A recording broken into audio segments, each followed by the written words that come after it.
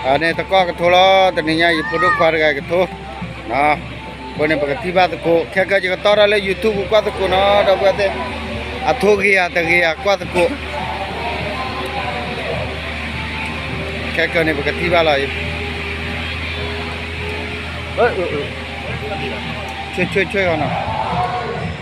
Tiba je produk kuat teko no. Kuat le YouTube ni. Produk kuat teko ketolo. ก็เลี้ยงเลยบึ้งไหมพี่ มึกที่ไหนมันไม่เคยเจอนะไม่เคยเจอเลยแต่เขาขึ้นมาไล่มีน้องคนหนึ่งมาจากคู่ที่นู่นก็เลยตะก้อไปก็เลยขอให้ต่อยกับตะก้อไปเลยเว้ยสันไหลอยู่รอดจีเรียเนี่ยสันไหลละสันไหลละสันไหลกี้อะมั้งสันไหลกี้อะ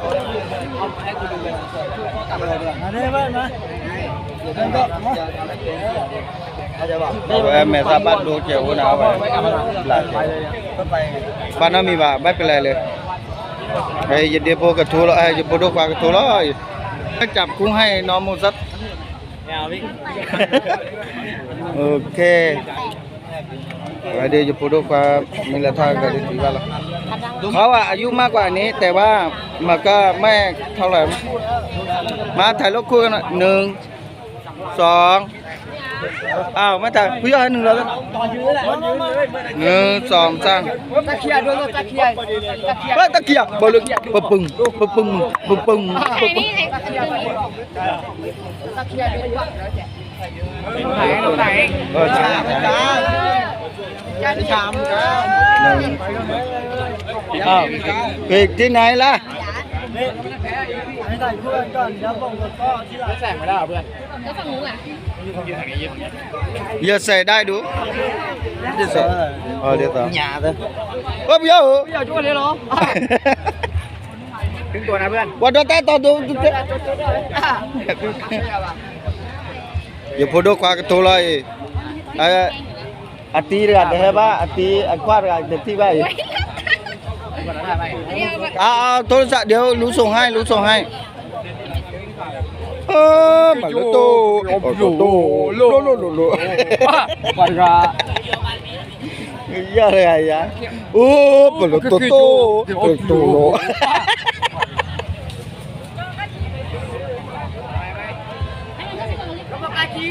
บอกก่อนนะเลยยังไม่ถ่ายเลยนะเอาลงแล้วก็ยังทางทางฝ่ายของเจ้าลินนะครับเจ้าลินนะมาจากขลักขณีนะครับมาจากหมู่บ้านขลักขณีครับเจ้าลินดีเสียงนี้แล้วครับมาแล้วครับเจ้าลินครับเนี่ยหน่วยการดีๆครับพี่ป้าครับหน่วยงานคู่ดีครับว้าโครงสร้างดี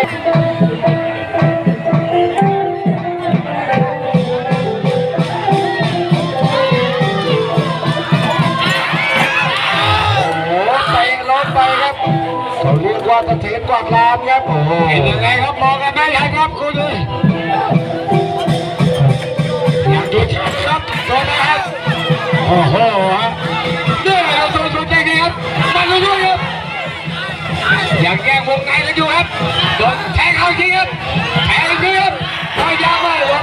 โหนี่ขอเสียงกับเบอร์ที่กันดูครับโอ้โหกำลังใจนักกีฬาให้สัญญาครับอยากได้กำลังใจจากไฟมันด้วยครับโอ้โหนักมวยจากอัลลาสตีนักมวยไม่กี่ครับโอ้โหแย่งวงในกันอยู่ครับแย่งกันเลยครับโอ้มาครับต่อให้ท่านอันดับที่3ครับพี่บอลครับยกแรกครับเตะส่วนบางทีครับยังไม่ตัดแรกครับยังอยู่หรือไม่ฮะโอ้ไอ้นี่ครับยังครับไว้น้องถอยละหน่อยยังอยู่ไหมฮะเป็นไงครับมึนไปฮะแล้วก็มึงไม่ต้องเล่นได้แล้วเจ้ากัน ปล่อยเนี่ยปล่อยอะไรแต่เจ้าปล่อยอะไรเนาะแล้วแข่งช่วยไม่ได้ครับ นั่นนี่ก็ขอแจ้งก่อนนะครับสำหรับนักมวยที่เล่นนอกกติกานะครับถ้าฟาวมานะครับกรรมการบอกไม่ให้นะครับในรางวัลเพราะฉะนั้นขอให้ท่านรักษากติกากันด้วยนะครับเพื่อความชัดเจนครับผมนะเราครับเราเจตนายังไงนะครับผู้ชมเขามองอยู่ เพราะฉะนั้นเขาจะรู้ว่าหน้าตอนนั้นเกิดอะไรขึ้นนะครับ เพราะว่าสายตาเนี่ยเป็นล้านดวงนะครับมองอยู่ถ่ายทอดสดอยู่ทุกมุมด้วยนะฮะเช็คได้นะครับแล้วก็คู่ต่อไปครับนนท์เจอกับสมชายเป็นคู่ที่10ครับ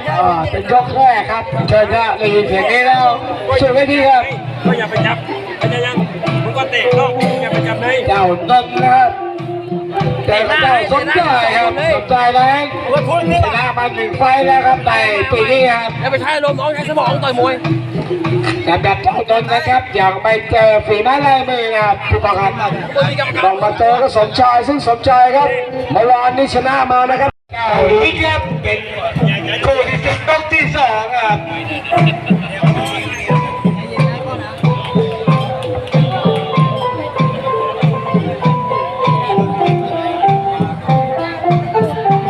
ลิงและคดีครับยกแรกนะครับถึงกับหลับเหมือนกันครับสำหรับเจอทางฝั่งของเจ้ากระทิงนะครับเมื่อกี้ได้ผิดไปก็ขอโทษขอโพยกันนะครับนะตอนนี้มาดูกันต่อนะครับต่อไปนี้ขอให้อยู่ในกฎกติกานะครับเจ้าส่งเจ้าเจ้าเจ้านะสั่งเจ้าไอ้เจ้าเลยจะทำกับเปิดเหรอสั่งเจ้านะเอ้ยเลยอยากแก้วงในกันอยู่ครับอยากทำอะไรกันไม่ได้ครับลบครับโอเคครับโอเคครับแต่ก็เสียงตบมือหน่อยเลยนี่แหละครับกฎกติกานะครับเมื่อไรที่กรรมการไปสัมผัสตัวท่านนะครับขอให้หยุดเลยนะครับ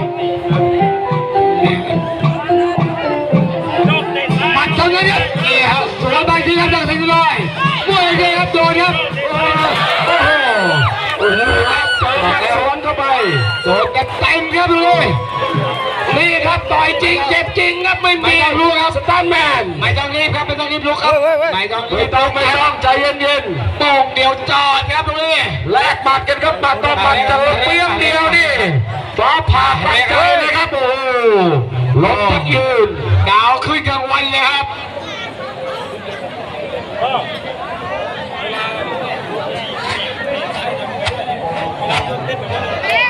เฮ้ยตะกอไปเอาดิ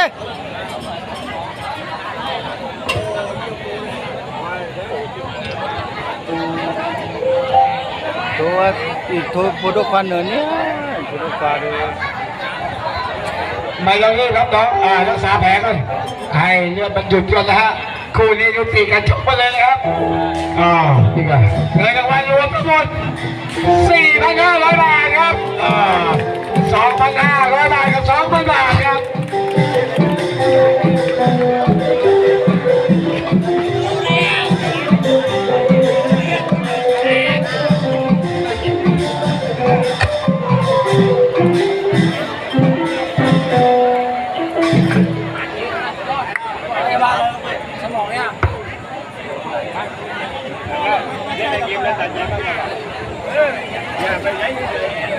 เดี๋ยวไปหัวมัวเต้าร้องเกิดนะเดี๋ยวพี่จัดการเองได้เบาก็เก๊เวลาสัตว์เต้ามันก็ได้ตายพวกก็ตายทิ้งก็เคยแท้เนาะยี่เขากรอมตอนหน้าเด็กชายเลยที่ร้องเกิดนะยี่เขาตายทิ้งก็ตายเนี่ยตุนเนอร์ดินะโปรโตควันนี่ตุนเนอร์เนาะจันน่าเลยผู้ย่าเนาะนี่ลีตุนเนอร์จันน่าละผู้ย่าลีตุนเนอร์นะผู้ย่าลีตุนไม่บ้าเลยผู้ย่าทอรุกว่าเก๋ผู้ย่านี่ลีตุนจันนะเก๋แล้วโอ้เนี่ยเด้อเก๋เก๋แต่นี่แต่อีราดอลเจ็บเนาะเอาไว้ไม่กวาดกันแล้วมันเนอร์นี่อ่ะตะเลอร์นี่ฮะนี่เลือล็อกขณีมั้งล็อกตะลีล็อกขณีป่ะเนี่ยเอาไว้เต้เอาก็เชื่อจะเนี่ยปลีด้าตะเลอตัวด้าบุลบ้านเนี่ยเนาะบ้าเราโฟโต้ควาร์เลยแปรแล้วนะวิญญาณเลเดอร์อาเปจเดอร์เลอาเป แล้วคือจะ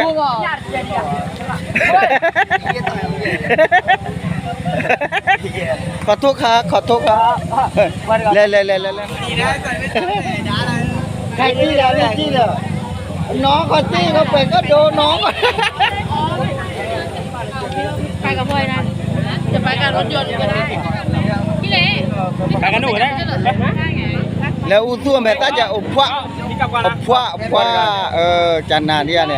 อบพวกควาระยะแล้วยะ พรุ่งนี้ตาผมไงพี่ตอนแรกอะเลิก พวกนี้จะขึ้นเหรอ เนี่ยจิ้มตาผมพรุ่งนี้คุย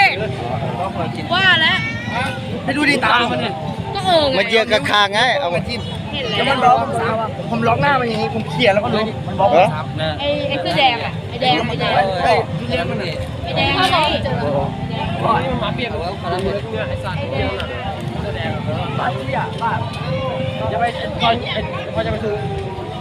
ตอนนี้หลานคือไม่มาเลยเอานายยุงวัวนู่น ว่าผู้ย่อลีตัว เขาก็ไม่จะไปแล้วไอ้ก้อนเปลี่ยนเสื้อผ้าเลยหนูจะไปแล้ว มาถ่ายรูปก่อนชนะก็ต้องทำมึงดีๆหน่อยชนะก็อย่างเงี้ย1 2 3เดี๋ยวถ้าได้เมียก็จะได้ต่อยเมีย ขึ้นลงอันนี้ให้มันไม่ขึ้น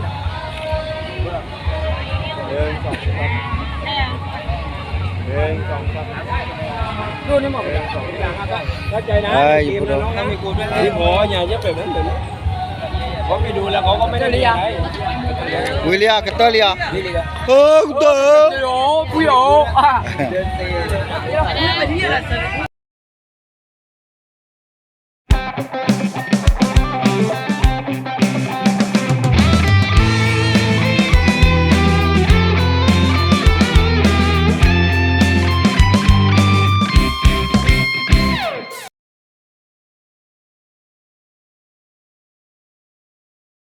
อันนี้คือ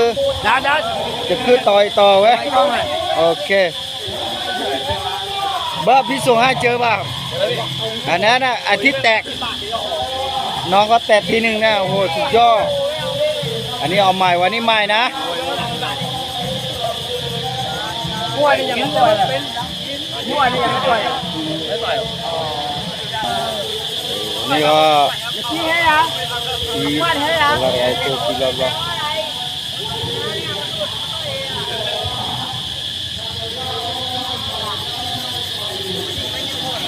ว่าน้ำมามวยนี่โอ้โหขวบเบลอเลยปีราดาลีคู่ที่เท่าไหร่เนี่ย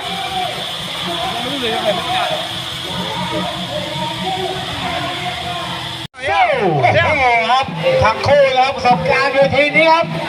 ไม่ต้องพูดถึงครับแฟนบัตรมวยรู้กันดีครับทั้งคู่ครับทั้งโซโซ่แล้วก็เจ้าฟ้าทานพอเดินสู่เรื่องนี้ครับไปยาวกว่าบ้าลายาไก่เนาะยี่เก่าต่อที่พวกเฮนนะบาโจและบาโจจีเนียกันก็สภาพเป็นนักฮอกกี้ก็ใส่ในขันได้เลยนะครับเพื่อเป็นเงินรางวัลและการนักกีฬาทุกท่านเลยนะครับเงินรายได้ทุกบาททุกสตางค์ครับเราไม่หักใดๆทั้งสิ้นครับมอบให้นักกีฬาทั้งหมดเลยนะครับยกที่1คู่ที่6ครับเจ้าฟ้าประธานครับอยู่มุมแดงครับเจ้าซอโซ่ครับอยู่กางเกงดำนะผมน้ำเงินครับ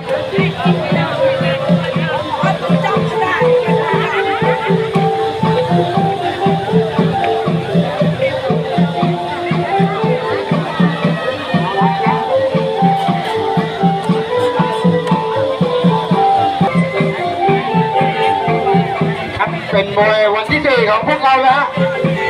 พรุ่งนี้เรายังมี1วันครับมันแน่นอนครับพรุ่งนี้นะฮะเอาครับคู่ที่6ครับยกที่1ครับสวนได้ดีครับเจ้าโซโซ่ครับเป็นมวยทั้งคู่ครับมันแน่นอนครับสวนได้ดีครับโอ้โหนี่ฮะเอาขวาไปเลยครับหลบมาได้ครับยังก็มองอยู่ทั้งคู่ครับได้มาเยอะเอาทางเป็นไงครับช่วยอะไรดีช่วยอะไรดีช่วยอะไรดีเอาดีกันมาเลยครับ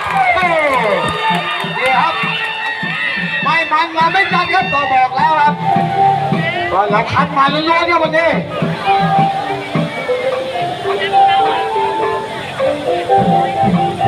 จอกที่สองอ่ะยกที่หนึ่ง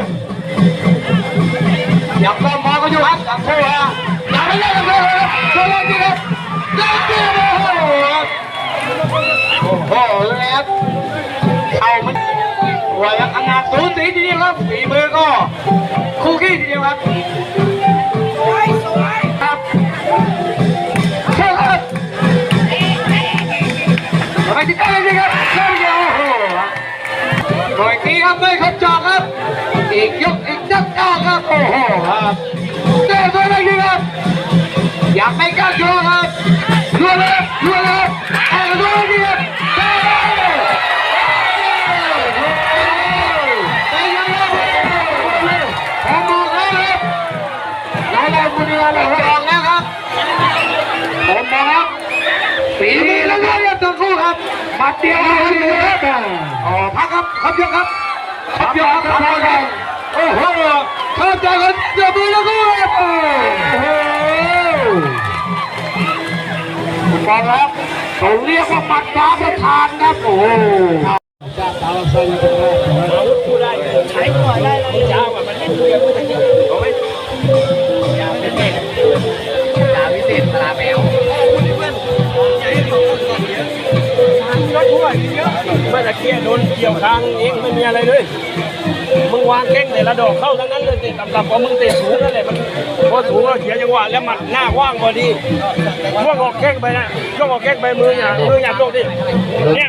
มึงออกหมัดซ้ายมึงไปขวาออกหมัดขวามึงไปซ้าย เท่าไหร่ครับอย่าไม่ดีเลยเท่าไหร่เกียร์ครับลดไปครับนี่คือสปีดนักกีฬาครับลดไปแล้วเขาไม่ทำร้ายกันเลยนะโอ้โหวันนี้ฟ้าประธานบอกเจอไม่ใช่ฟ้าประธานนะครับเจอฟ้าพัดเนี่ยโอ้โหสองโซ่เตะโซนมาแล้วครับลงไปครับฟ้าประธานครบจอครับพักครับอ๋อครับครบจอครับโอ้โหสามจอครับพักครับโอ้โหเข้ามาครับทั้งคู่ครับเป็นยอดมวยอีกคู่หนึ่งครับที่น่าชมทีเดียวครับขอให้ครบยกด้วยครับชั้นเชิงนี่มาครับโดยเฉพาะซอโซ่นะครับมัดใหม่ครับหลังจบคู่นี้ครับพักเบรกคู่เดียวครับยังจะมีชมกันอีกหลายคู่ทีเดียวครับ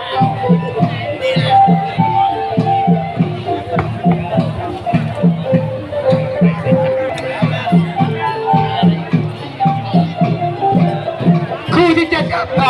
ยกที่3ยกสุดท้ายครับอย่างดูเชิญกันอยู่ครับแหลกครับโชว์นะต่อยนี่นะครับโอ้โหครับโอ้เต่าฟ้าเหมือนกันครับเต่าเป้าเลยทีเดียวครับหยอดคู่เดียวฮะพักกันไหมฮะ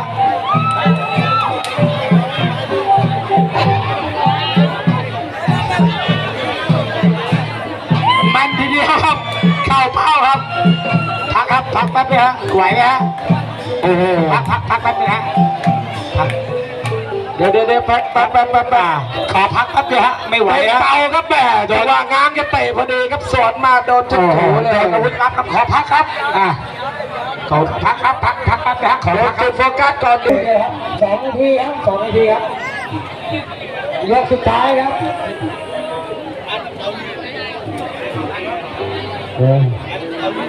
แม่จังหวะพอดีครับโอ้โหบางทีความไม่พอดีก็พอ ไปดูข้อหน้ากว่าจุกเลย เขาเรียกว่าเหตุบังเอิญครับ มัดช่วงล่างใหม่นัดใหม่นัดใหม่เด้จับดีๆจับดีๆโอเคขอบคุณครับนี่มีวิดีโอมันไม่โดนพี่ความมีก็อยู่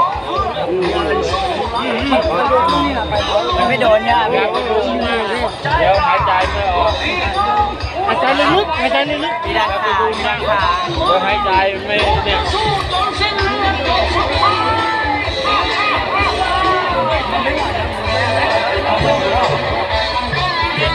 เอาเลย เฮ้ยเฮ้ยที่มันเตะไม่โดนไม่โดนกระจับโดนชน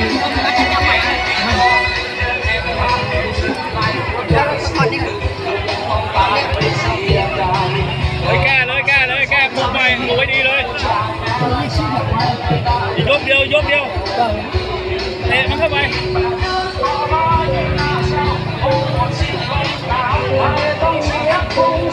mana cuma dia ไปจัดประกอบรางวัลให้เป็นอย่างดีครับ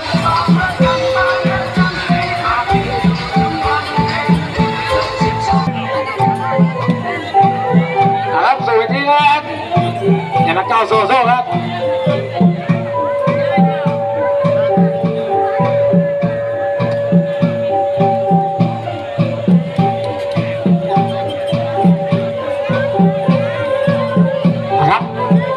ทั้งคู่ครับ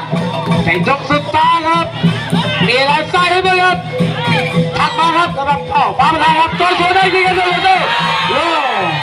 โหยิงกันเลยโอ้โหหลับปลายทางเป็นไงครับคุณเลย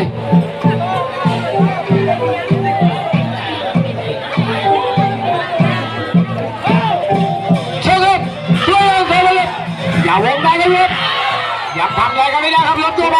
พวกเราที่เหลือตัวจอกที่สามครับวันละตัวว่าตัวเราตัวนี้เชิญครับจอกที่สองครับดูเชิญกันอยู่ครับโจเสียบเจ้โอ้โหครับไวทีเดียวครับสำหรับเจ้าโซโซ่ครับจอกที่สามครับไข่ชกนะฮะแฟนบัดบนหลักดูบัดครับทั้งคู่ฮะเจ้นี่ครับ1 2 3เร็วเจ้โอ้โหทีเดียวเลยครับผมอีก1 จ้อครับแฟนบัดบนยังชอบอยู่ฮะจอกสุดท้ายยกสุดท้ายครับพร้อมแล้วปล่อยได้ครับ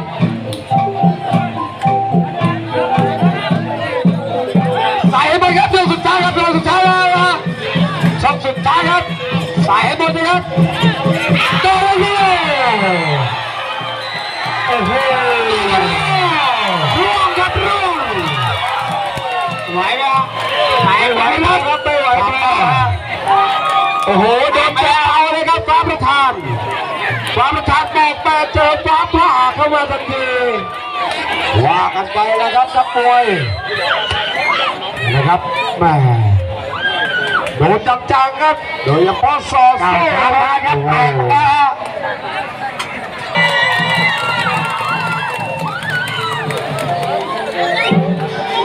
เข้าไปครับ4,500ครับโยนเป็น5,500ครับ